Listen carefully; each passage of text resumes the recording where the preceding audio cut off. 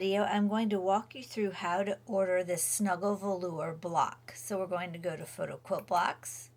We're going to go to Individual Photo Squares. And you can choose any fabric you want, but I chose the Snuggle Velour. It's just so perfect for a little snuggle teething blanket for a baby. So I'm going to choose this one. Then you can choose whatever size you want. If you have a square photo, you can choose 12 by 12.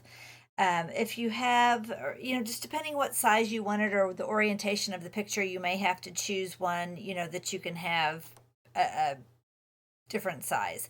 I'm going to choose 12 by 12 because that one will fit my photo. And I'm going to say personalize. Then I'm going to click on right here, I'm going to click on add to image. From the computer, you'll navigate to where it is that you want to add a picture from. Click on your picture. All right, then your picture is here. So then I can move it around and I can get it oriented just like I like. You can use this one to rotate it.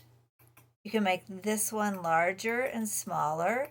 Move it up, move it down, move it over. Either way, this recenters it the original size, or you can throw it away.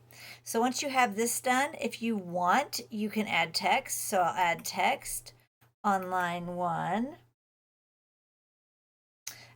We'll say our, and then line 2, little, line 3, buddies, right? And then you can change the size. So like if I want this to be really big, I can say buddies and move this one here and say our, and I'm just left clicking and holding and pulling our little buddies, and you can change this to a color if you want.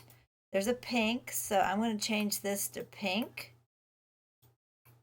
And this one here to green. All right, so then I've got that all done. I'm going to add it to the cart. Here I'm going to approve it and say that I have rights to this picture, so I'm going to approve. And it adds it to the cart, and then I can just go ahead and purchase it. And that's all there is to it. See you in the next video.